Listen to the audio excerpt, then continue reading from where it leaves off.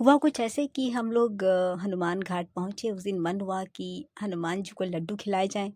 अब हनुमान घाट के जो हनुमान जी हैं वो भी बड़े अद्भुत। आपको पता है उनकी मूर्ति में 2 जो हैं हनुमान जी की मुख हैं, एक दक्षिण मुखी और एक पश्चिम मुखी। बड़ा ताज्जुब हुआ, कितनी बार वहाँ दर्शन किए लेकिन इस बार गए तो ताज्जुब हुआ कि एक और हनुमान जी वहाँ पर स्थित हैं।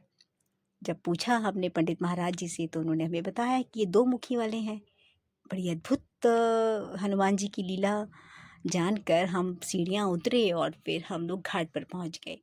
चूँकि ये मंडला शहर चारों तरफ से नर्मदा मैया से घिरा हुआ है। आप कहीं भी चले जाएँ, किसी भी घाट पर बैठ जाएँ, नर्मदा मैया का एक अलग ही स्वरूप के आप दर्शन करेंगे। अफ़सोस ये रहा कि हनुमान जी की मैं कोई वीडियो नहीं बना पाई। जब हम सीढ़ियों से उतर के घाट पर बैठे तो ये बात दिमाग में आया, अरे हमने तो वीडियो बनाया ही नहीं। चलिए ये ड्यू रहा, अगली बार उसका वीडियो मैं ज़रूर शेयर करूँगी। अब चूँकि घाट पर बैठे हैं और मन में चल रही उथल-पुथल भैया ना जाने कहाँ अपने अंदर समा लेती है। देखो ना, शाम हो रही है और पेड़ों की आप देखिए छाया कैसी मैया पर पड़ रही है और कितना खूबसूरत दृश्य लग रहा है। और वहीं पे देखा सूरज ही डूब रहे हैं। अब ऐसी स्थिति में कौन नहीं इनको कैप्चर करना चाहेगा।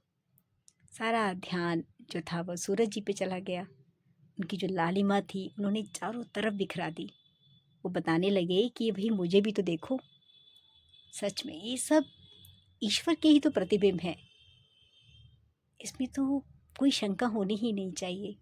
यह आभास हमें तब होने लगता है जब हम प्रकृति के बहुत ही करीब अपने आप को महसूस जब करने लगते हैं। कितना खूबसूरत दृश्य। क्या इसके आगे कोई विचार टिक पाएगा? आपको शून्य कर देगा। और ये जो स्थिति होती है ना, यही सबसे अच्छी स्थिति है ईश्वर को जानने की, पहचानने की, महसूस करने की। इतने बड़े बड़े वृक्ष, अद्भुत। इसी सीढ़ियों से तो हम उतरे थे नीचे। कितने बड़े बड़े वृक्ष हैं। अब ऐसे वृक्ष कहाँ देखने को मिलते हैं। बहुत ही पुराने, अडिग अपनी जगह पर खड़े हैं। वहीं भोले शंकर जी की 2 औरतें पूजा कर रही थी, उनको भी हमने कैप्चर कर लिया और सारा आसमां रंगीन हो गया। कुछ मछुआरे मस्त थे, बड़ी ही धैर्य वाली अवस्था में चुपचाप रह के मछलियां पकड़ रहे थे। हम भी वहां जाकर मौन हो गए। अगर हम बोलते तो जाहिर सी बात है कि उनकी मछलियां डिस्टर्ब हो जाती और वो कुछ खाली हाथ उन्हें लौटना पड़ता।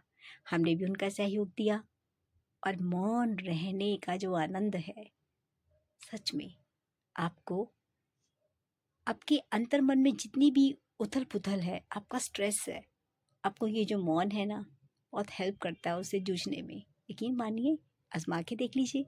ये सब आजमाने वाली बात है, किसी के कहने और सुनने से कुछ नहीं होता। मैंने भी जब किसी से सुना तो मैंने उसको जानना चाहा, जब जाना तो मान लिया। इसलिए आपके साथ शेयर कर रही हूँ। ऐसा दृश्य कौन छोड़ना चाहेगा। ईश्वर की ये अद्भुत लीला कौन मिस करना चाहता है। कोई भी नहीं। और सच